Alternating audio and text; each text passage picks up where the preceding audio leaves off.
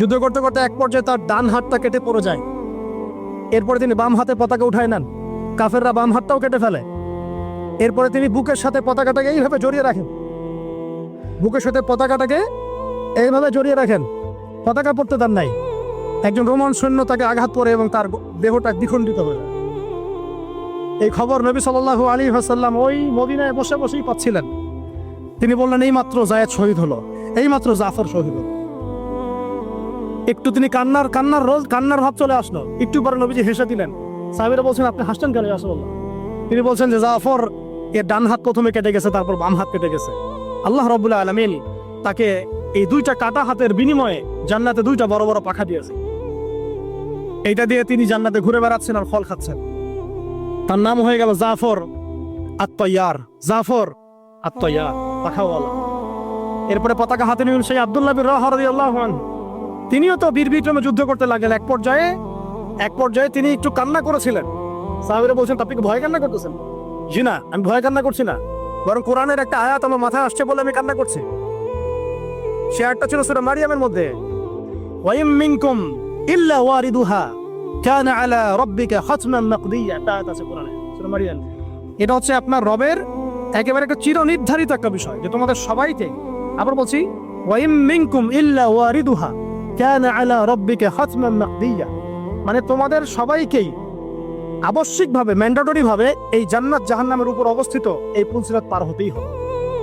এটা তোমার রবের একটা প্রাচীন একটা মানে স্টেটমেন্ট, এটা তোমাকে করতেই হবে, সবাইকে করতে হবে। এই আয়াতটা মনে হয় আমার কান্না আসতেছে। একজন তাকে একটা হাড্ডিওয়ালা গোশত এনে দিয়েছিল, তিনি সেই গোশতটা খাওয়ার জন্য চেষ্টা করছিলেন, তো পরে একটা কামড় দিয়ে ফেলে দিয়েছেন।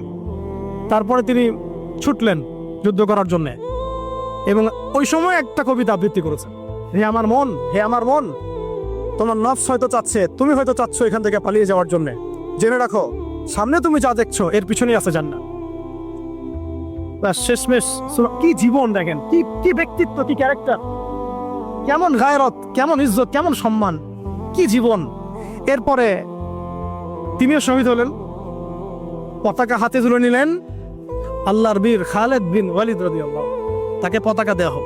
তিনি কিন্তু নতুন মুসলিম হয়েছেন। উহুদের যুদ্ধের যে ক্রাইসিস, এটা কিন্তু তার হাতে।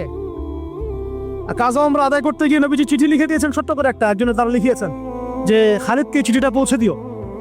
ওখানে লেখা আছে, খালিদ তুমি যদি কাফেরদের পক্ষ অবলম্বন না করে মুসলিমদের পক্ষ নিতা কতই না ভালো। ঠিক আছে, একটা চিঠি খালিদ রাদিয়াল্লাহু আনহু মানে কলিজাটা কাঁপায় ফেলছে।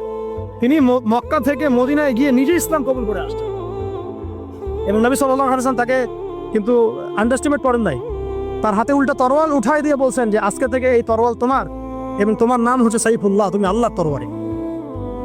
এরপর থেকে তিনি প্রায় 80-90টা যুদ্ধ করেছেন, সবগুলোতে জয়লাভ করেছেন। ওই খালিদ রাদিয়াল্লাহু আনহু পতাকা তুলে নেন মোতার যুদ্ধে। তারপরে সিরাতের মধ্যে আসছে, তিনি বলছেন নিজের ভাষায়